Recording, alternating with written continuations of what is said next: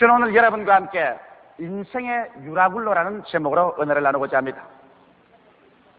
시골에서 자란 사람들은 여름에 풀들과 금불을 모아서 마당에 쌓아놓고 거기에 불을 놓아서 모깃불이라는 불을 놓습니다. 그러면 불이 타고 연기가 온 마당에 자욱해집니다. 그러면 모기가 연기에 쫓겨서 가고 돗자리에 앉아서 시원하게 서로 이야기를 나누면서 여름 초저녁을 즐길 수가 있는 것입니다. 그럴 때 여러분 언제나 보면 불이 붙으면 불티가 상승 기류를 따라서 하늘로 솟구쳐 올라가는 것을 보게 되는 것입니다. 성경에 욥은 말하기를 불티가 하늘로 올라간 것 같이 인생은 고난을 위해서 태어났다고 말한 것입니다. 이 말은 이 세상 아담과 하와의 자손으로 태어난 사람 중에서 일생을 살면서 한 번도 고난을 겪지 않고 살 사람은 없다는 것을 말하는 것입니다. 하나님께서는 죄 없는 사람은 한 사람 내어놓았었습니다. 나사렛 예수 그리스도 죄 없이 잉태되시고 죄 없이 태어나셔서 33년 사시고 나무 죄를 대신해서 십자가에 못 박여 죽었다가 3일 만에 부활하셔 승천해서 만왕의 왕 만주의 주로 계신 예수 그리스도만은 죄 없이 태어났었지만은 그러나 고난 없이 태어난 사람은 한 사람도 이 세상에 없는 것입니다. 그러나 이 다 같이 겪는 고난이지만은 어떠한 사람은 고난의 파도에 부딪히면 산산조각이 나고 주어 담을 수 없을 만큼 낭패를 당하는 사람이 있는가 하면 또 다른 사람은 고난이 다가오면 고난과 역경을 통하여 그는 더 위대하고 찬란한 삶을 살아갈 수 있는 동기를 삼아서 고난이 다가오기 전보다 고난을 당하고 난 다음에 더 크고 찬란한 삶을 살아갈 수 있는 이와 같은 재료로 삼는 사람들도 허다히 있는 것입니다. 저는 오늘 이 시간에 인생 고난 풍파, 자연 고난 풍파를 통해서 어떻게 사도 바울 선생이 이 역경과 고난을 이겨나갔는가 그 사실을 설명을 해드리고 이로 말미암아 우리 한 사람 한 사람도 고난을 통해서 우리는 그것을 능히 이기고 살아갈 수 있는 길을 모색해 보고자 하는 것입니다. 사도 바울 선생은 주님이 택한 제자 중에 가장 위대한 제자입니다. 주님 생존 시에 택한 12제자에게는 들어가지 못했지만은 주님께서 부활하시고 난 다음에 주께서 바울을 택하셔서 이방인의 사도로 삼으신 것입니다. 그래서 그는 눈부신 활력으로 이방 세계 복음을 전가하다가 예루살렘에서 유대인들에게 체포되어 로마 사람에게 넘겨졌고 그 길로 전전하면서 가진 수모와 고난을 당하시다가 이탈리아에 가서 시자 앞에서 재판을 받기 위해서 그는 체포되어 압송을 당하는 과정이 있었습니다. 마침 그때 아우구스토 대백부장 율리오라는 사람이 많은 죄수를 거느리고서 로마로 가서 로마의 법정에 넘겨주려고 한 것입니다. 이래서 그와 함께 죄수의 무리 속에 수갑을 차고 바울 선생은 끌려가게 된 것입니다. 그래서 율리오가 탄 배는 길리기아와 밤빌리아 바다를 건너 루기아의 무라스이라는 곳에 이르렀는데 그게 마침 이탈리아로 직행하는 알렉산드리아라는 배가 있었던 것입니다. 그래서 아주 기쁘게 생각하고 이 백부장 율리아는 다른 죄수와 바울을 그 알렉산드리아 호에 다 태워가지고서 출발했는데 바람이 잘 불지 않으니 그 옛날에는 범선이라 배가 겨우 그저 기어서 건너가듯이 가다가 나중에 미항까지 왔습니다. 미항에 도착하자 바울 선생이 매일같이 하나님 앞에서 죄수이지만은 기도를 하고 있었습니다. 비록 수족은 묶인 죄수이지만은 그러나 그 마음은 묶이지 않은 자유인이었습니다. 그러나 하나님께 늘 기도하는데 미항에 왔을 때 하나님의 계시가 임한 것입니다. 만일 미항에서 이 배가 출발하면 큰 풍랑을 만나서 화물은 물론 다 잃어버리겠니와 사람들의 생명에도 크나큰 장애가 있을 것이라는 묵시를 받았습니다. 이래서 바울 선생은 곧장 백부장 율리오를 만났었습니다. 그리고 율리에게 말했습니다. 내가 보건대 이 배가 지금 미항에서 출발하면 풍랑을 만나서 화물도 다 잃어버리고 그리고 사람의 생명에도 많은 장애가 있을 것인즉 그러므로 내 말을 믿고 이 겨울을 네 향해서 지나는 것이 좋다. 그렇게 말했습니다. 율리오가 이 말을 듣고 난 다음에 선장과 선주와 모여서 회의를 했습니다. 여기 내가 데리고 가는 죄수 중에 아주 학식이 많고 또 기독교의 지도자인 바울이란 사람이 있는데 이 사람이 기도 중에 하나님께 묵시를 받았다고 이런 말을 했습니다. 다른 말이 아니라 풍랑을 만나서 배가 파손되고 화물은 다 있고 사람들의 생명에도 위험이 있으니까 위안을 떠나지 말고 여기에서 겨울을 지나는 것이 좋다고 말하는데 당신네들은 어떻게 생각합니까? 선장이 가가 대수하고 웃습니다. 도대체 내가 뱃사람으로 지중해의 연안을 나는 평생을 이 배를 가지고 왔다 갔다 하는 사람인데 바다 물길은 내가 알지. 백명서생인 그 바울이란 그 종교인이 어떻게 바다 형편을 안단 말이요. 그런 우스운 소리 하지 마시오. 계시가 다 어디 있어요? 이 세상에 과학적인 세상에 해류를 따라 기류를 따라 경험을 얻고 내가 과학적인 지식을 가진 내가 알지. 그런 어리석은 소리 하지 마시오. 그러자 또 선주는 선주대로 하루속히 화물을 싣고 이탈리아에 가야 물건을 팔고 자금을 순회가 잘 때므로 돈을 한 푼이라도 많이 벌겠단 말입니다. 그래서 겨울을 미항에서 보낸다는 것은 상당히 물질적인 손실이 가므로 그래 이 두 사람이 백부장 율리아에게 단호하게 말한 것입니다. 선장과 선주가 합쳐가지고서 여기 미항에 있을 것이 아니라 우리가 좀 더 가면 이탈리아에 좀 가깝고 항구도 좋은 베닉스에 가서 베닉스에 거하면 얼마나 좋노. 항구도 좋고 시설도 좋고 그게 과동하기도 좋고 그 다음 봄철이 오면은 곧장 이탈리아로 건너가기도 좋고 하니까 베닉스로 가자. 그래서 백부장 율리아가 그 말을 들으니 바울 선생의 말은 어리석게 보이고 선장과 선주의 말이 타당해 보이는지라.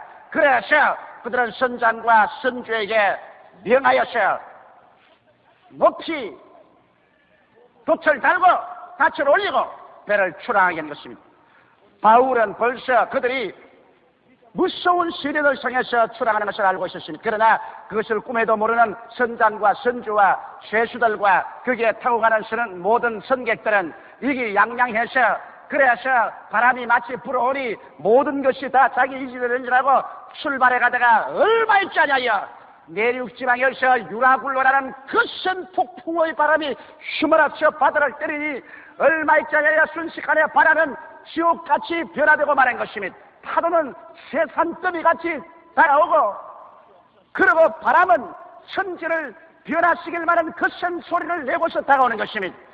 여기에서 선장과 선주와 선원들이 전력을 기울여 배를 보전하려고 하나 그 거센 파도와 바람에 배는 일념편주로 어떻게 도저히 감당할 수가 없게 된 것입니다. 이래서 별 수 없이 사람이 거센 풍랑을 만나 목숨에 위험하니까 하루 견디다가 이튿날에는 배를 가볍게 하기 위해서 그렇게 선주가 자기 목숨처럼 아끼는 화물을 모두 다 바다에 던집니다. 돈 보따리들을 전부 바다에 던집니다. 선주는 눈물을 흘리면서 그 모든 화물을 던졌습니다. 그러고 난 다음에 사흘째 계속해서 바람이 불고 파도가 치고 천지가 칠흑같이 어둡고 온 세계가 뒤엎어지는 것 같으며 이제는 배의 기구조차도 배의 무거움으로 이 선장과 선원들이 자진해서 배의 기구조차 다 버리고 마는 것입니다. 이래서 배에는 이제는 오직 배와 사람들만 타고서 목적도 방향도 없이 바람이 치면 불리는 대로 파도에 밀리면 밀리는 대로 하늘에 솟았는가 하면 지옥 바다까지 떨어진 같이 파도에 출렁이며 모든 사람들은 정신을 잃고 쓰러지고 이리 뒹굴고 저리 뒹굴며 토하고 처참한 전경이 벌어진 것입니다. 이것이야말로 생지옥의 비극적인 상황 속에 떨어지고 말한 것입니다. 그래서 그들은 유라굴라를 만나서 이제는 사경에 이른 것입니다. 여기에서 여러분 우리가 알아야 될 것은 왜 이 알렉산드리아호가 유라굴라를 만나지 아니하시면 안 되었습니까? 유라굴라의 풍랑이라는 것은 이것은 어찌할 수 없습니다. 유라굴라는 오기도 하고 가기도 하고 일어나기도 하고 잠자기도 하는 것입니다. 왜 구태여 알렉산드리아호가 유라굴라를 만나야만 됐었습니까? 그 이유는 이 선장의 교만, 선조의 탐욕 때문인 것입니다. 만일 그들이 사도 바울 선생의 말을 듣고 하나님의 그 발 앞에 엎드려 하나님께 귀를 기울이고, 그래서 눈에는 아무 증거 안 보이고 귀에는 아무 소리 안 들리고 소리는 잡혀있는 것 없다고 할지라도 인간의 지혜나 인간의 지식이나 인간의 오만을 버리고 인간의 교만을 하나님 앞에 굴복시키고 인간의 탐욕을 하나님 앞에 굴복시켰더라면 유라굴라의 풍랑은 피할 수가 있었습니다. 하나님께서는 여러분과 내가 환난과 시험과 풍랑을 당해서 처참히 파괴되는 것을 원치 않기 때문에 이모로 저모로 미리 그것을 경고해 주시는 것입니다. 그러나 인간의 교만, 인간의 탐욕이 스스로 유라굴라를 향해서 걸어 들어간다는 것을 잊지 말아야 되는 것입니다. 여기에서 이 알렉산드리아라는 배가 처참하게 된 이유는 하나님을 원망할 수 없고 천재지변을 원망할 수 없습니다. 이것은 오직 선장의 교만과 선조의 탐욕 때문에 그들만 스스로 절망상황에 떨어진 것이 아니라 대탄 수많은 사람들을 한꺼번에 가장 처참한 절망으로 휘몰아치고 말한 것입니다. 이렇기 때문에 교만과 탐욕이 유라굴라를 부른다는 것을 잊지 말아야 되는 것입니다. 오늘날 여러분과 내가 사는 이 세상은 유라굴라의 풍랑에 휘몰아친 세상입니다. 어느 곳에 가나 여러분 죄가 없는 곳이 없고 미움이 없는 것이 없으며 사람은 불안과 공포에 떨고 처절하게 좌절하고 서로 살상하며 오늘날 세계가 언제 다시 한번 세계 제3차례의 비격적인 전쟁에 휘몰아쳐 들어가서 잿더미가 될지도 알 수가 없습니다. 나라마다 있는 힘을 다하여 백성들이 굶주릴지라도 총과 칼과 대포와 비행기와 폭탄을 준비하기에 여전히 없고 세계는 또다시 무서운 유라굴라의 풍랑을 향해서 나가고 있는 것입니다. 최근 풍파들은 온 세계 각지에서 일어나고 세계 최종의 가장 비극적인 유라굴라의 풍랑은 다가오고 있는 것입니다. 왜? 인간은 이렇게도 지성적이라고 말하고 과학적이라고 말하고 이기적이라고 말하며 인격자라고 말하면서 세계에 다가오는 유라굴라의 풍랑을 눈앞에 보고도 이것을 피할 수 없을까요? 아담과 하와가 이 세상에 유라굴라를 가져올 때도 우리는 단적으로 그 결정을 할 수 있습니다. 하나님께서 동방에 에덴 지으시고 보기에도 아름답고 먹기에도 좋은 나무로 다 실과를 맺게 하시고 거기에는 상암도 없고 해암도 없고 진선진리의 아름다운 곳이었습니다. 그와 같은 자리에서 아담과 하와를 두고서 하나님을 섬기며 하나님을 믿으며 하나님께 순종하고 그리고 하나님의 청지기로서 그 동산을 가꾸게 한 것입니다. 그러나 사탄은 아담과 하와에게 유라굴라를 가져오는 길을 알고 있었습니다. 인생 유라굴로, 인생 풍파를 가져온 길을 알았습니다. 그것은 아담과 하와에게 교만과 탐욕을 넣어주면 죄악과 사망의 유라굴로의 풍랑이 불어와서 그들을 침몰시킬 것을 알고 있었습니다. 그래서 마귀는 때를 노렸었습니다. 하나님께서는 동산 모든 실과를 따먹되 동산 중앙에 있는 선악을 아는 실과는 먹지 말라. 이를 먹는 날에는 죽으리라고 말씀하셨습니다. 이 선악을 아는 실과는 하나님의 주권을 상징하는 것입니다. 아담과 하와는 주권자가 아니요 주권적 소유자도 아니요 하나님의 종이요 하나님의 성지기로서 하나님을 섬기고 하나님을 순종하고 하나님을 믿고 하나님을 대리자로서 일하게 만들었기 때문에 이것 하나만은 분명히 하는 선악과 이것이 좋다 저것이 나쁘다 좋으니까 내가 선택하고 나쁘니까 내가 버린다는 주권적인 행위 이것만은 하나님의 것입니다.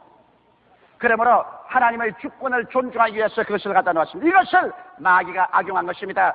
아담과 하와가 에덴 동산에 있을 때 마귀가 와서 하와에게 말을 걸었습니다. 정말 하나님께서 동산의 모든 실과를 다 먹지 말라고 하느냐. 부정적인 방향으로 벌써 말을 찔러 넣었습니다.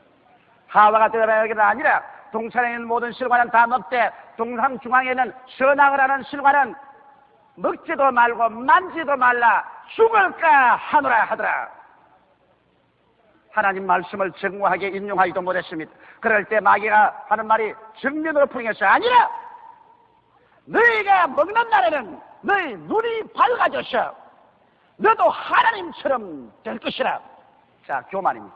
하나님처럼 주권자가 될 수 있다. 그래서 하와가 그 열매를 보니 먹음직하고 부함직하고 지혜를 얻기에 탐스럽게 한 겁니다. 탐욕입니다. 그래서 사람의 마음속에 교만이 심어지고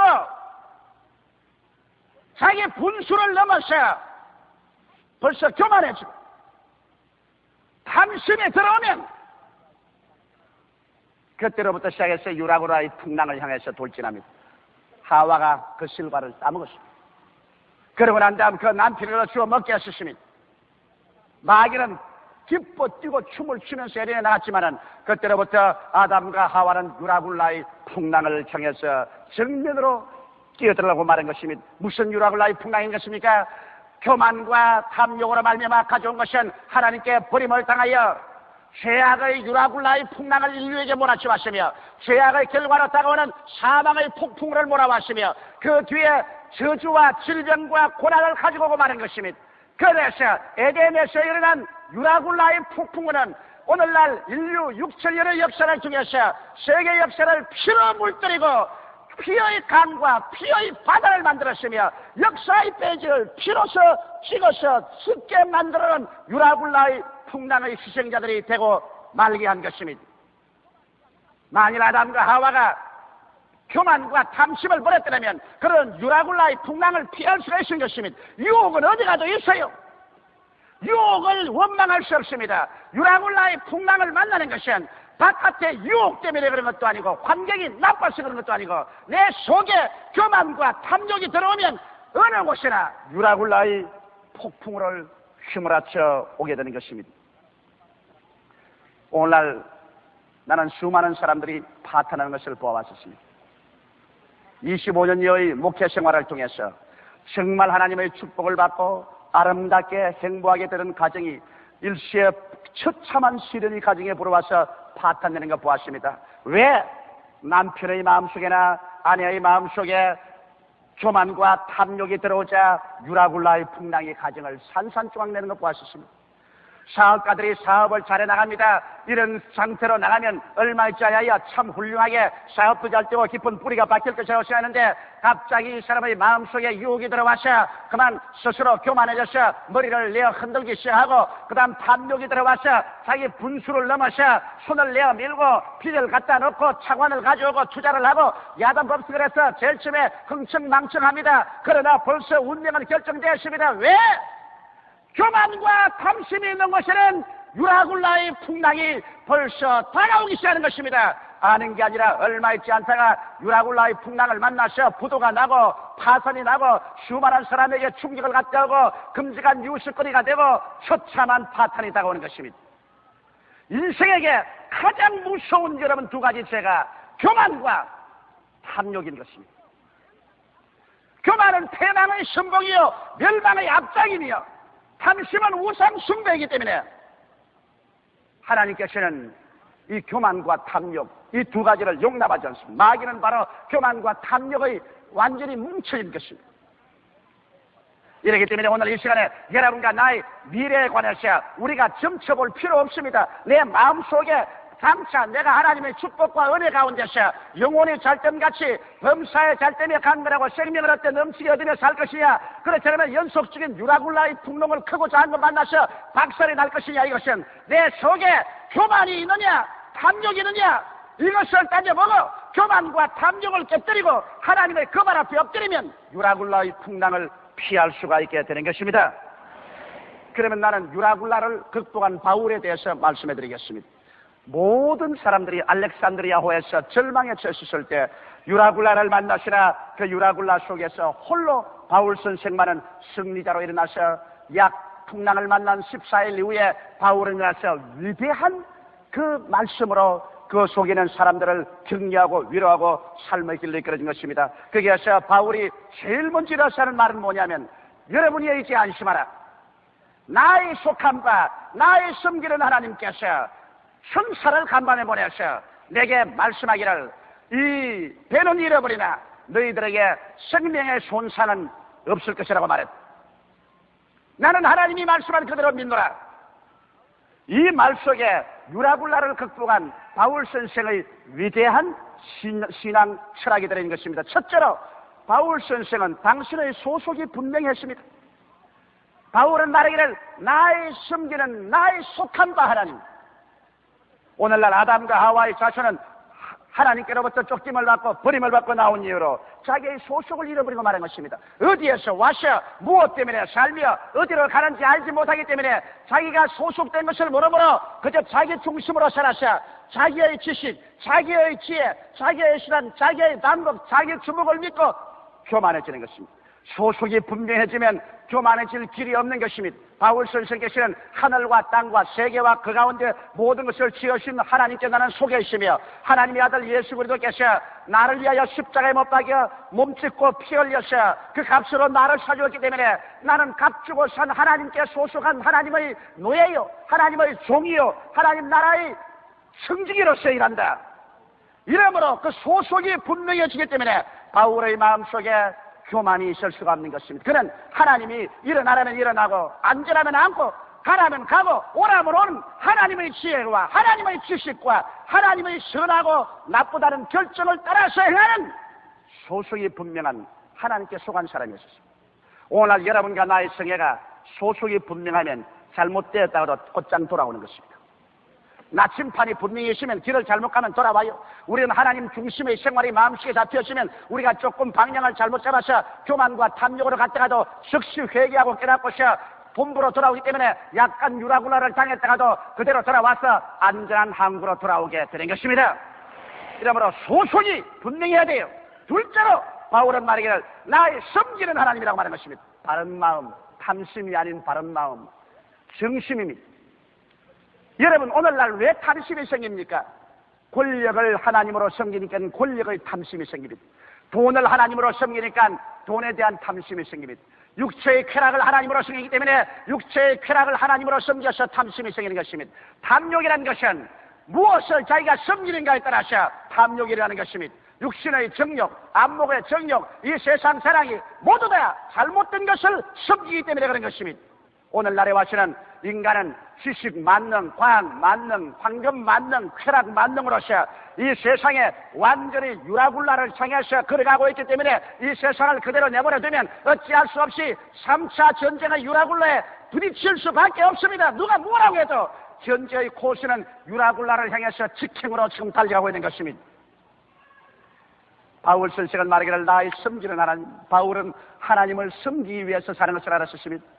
그러므로 하나님 앞에 기다리고 하나님을 감사하고 예배하고 그리고 시간 내에 하나님 섬기고 몸 내어서 하나님 섬기고 물질 들어 하나님 섬기고 목숨 바쳐 하나님 섬겨 마음을 다하고 뜻을 다하고 정성을 다하고 목숨을 다하여 주 하나님을 섬기는 정심 바른 마음을 가진 그러한 사람이었습니다. 이렇기 때문에 바울 선생은 유라굴라에 소속되어 있지 않았습니다.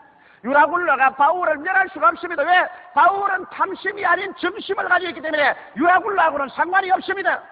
이러므로 그 거센 유라굴라가 다가와도 바울은 조금도 두려워하지 않은 것은 그는 유라굴라에 소속한 사람이 아니었습니다. 그는 하나님께 속했으며 그는 하나님을 섬기고 있었습니다. 오늘 이 시간에 여러분은 무엇을 섬기고 있습니까? 육신의 정욕입니까? 안목의 정욕입니까? 이 세상 사랑입니까? 권력입니까? 돈입니까? 쾌락입니까?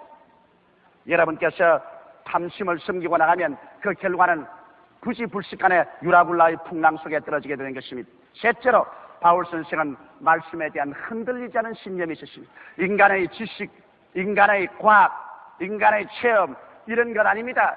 선주나 선장의 말은 그런 것 아닙니다. 바울의 지식이란 하나님으로부터 받은 계시의 지식을 바울은 가지고 있었습니다. 할렐루야. 오늘날도 여러분 우리가 세상에서 배우는 과학적인 인간의 역사적인 인간의 철학적인 지식이 아니라 이 성경 말씀은 하나님께서 계시하신 하나님의 지식과 하나님의 지혜와 하나님의 분별력과 하나님의 판단력인 것입니다. 진리는 변할 수가 없는 것입니다. 세월이 가고 인걸은 오고 가도 여러분 하나님의 말씀은 변하지 않습니다. 저 하늘이 무너지고 이 땅이 꺼져도 하나님의 말씀은 1.1도 변할 수가 없는 것입니다. 그것은 진리이기 때문인 것입니다. 세상에 수만 권의 장서가 세월이 지나가면 다 없어지고 새로운 책이 나오지만 성경은 기록되고 난 다음 아직까지도 한 번도 고쳐 적을 수도 없고 고쳐 적은 적도 없는 것입니다. 그러므로 바울 선생은 하나님의 말씀에 섰습니다. 하나님의 말씀에 섰다는 것은 하나님의 지식에 서고 하나님의 지혜에 서고 하나님의 판단력에 서기 때문에 이런 맹할 수 없고 패할 수 없습니다. 바울은 말하기를 나의 소감바 곧 나의 섬기는 하나님의 사자가 어젯밤에 내 곁에 서서 말하되 바울아 두려워 말라. 내가 가이사 앞에 서야 하겠고 또 하나님께서 너와 함께 행선하는 자를 다 내게 주셨다 하시니 그러므로 여러분이 안심하라. 나는 내게 말씀하신 그대로 되리라고 하나님을 믿노라. 흔들리지 않은 바람이 불고 파도가 치고 하늘이 먹장같이 어둡고 천지가 무너진 것 같아도 바울은 그것을 믿지 않고 나는 하나님을 믿노라고 말할 수가 있는 것입니다. 이러므로 바울 선생은 유라굴로에 속하지 않았었습니다. 그는 교만하지 않았고 탐심이 없었고 말씀에 서서 그는 유라굴라를 능히 극복하고 그와 함께 탄 사람조차 다 구출하여 섬에 도착하고 로마까지 바울 선생은 그들을 안심하게 이끌어갈 수 있는 영의 지도자가 되었고 마음의 지도자가 되었으며 그들의 생명의 은인이 될 수가 있는 것입니다. 사랑하는 성도 여러분, 오늘날 여러분과 나는 이 생을 살면서 유라굴라의 혹독한 풍랑에 부딪혀 피투성이가 될 수도 있고 이를 피하고 승리할 수도 있는 것입니다. 인생을 살아갈 동안 유라굴라 같은 풍랑을 전혀 경험하지 않을 수는 없지만은 그러나 이와 같은 풍랑을 미연에 방지하거나 그 풍랑을 잠잠케 한 유일한 길이 있습니다. 이것이 하나님 앞에 나아가서 예수 그분 앞에 무릎을 꿇고 교만을 회개하고 탐욕을 버리고 주께로 돌아오면 유라굴라의 풍랑은 잠잠해지고 여러분은 유라굴라의 풍랑의 고수를 피해서 여러분은 안전한 항해를 하고 영혼이 잘됨같이 범사에 잘되며 간결하고 생명을 얻되 넘치게 있는 삶을 살 수가 있게 되는 것입니다. 이러므로 오늘 이 시간에 모두 다 바울과 같은 성도 되기를 주의 이름으로 축원합니다. 기도드리십시오. 살아계신 하나님 아버지, 우리 다 오늘 예수 그리스도를 구주로 모시고 우리의 소속이 분명하고 우리의 섬기는 것이 분명하고 말씀에 대한 믿음이 확실하여 유라굴라의 풍랑을 피하고 이기고 나가는 우리 성도들이 다 되게 하여 주시옵소서. 인생 풍파의 유라굴라의 산산조각으로 깨어지는 자 없게 하여 주시옵소서. 예수님 이름으로 기원하옵나이다.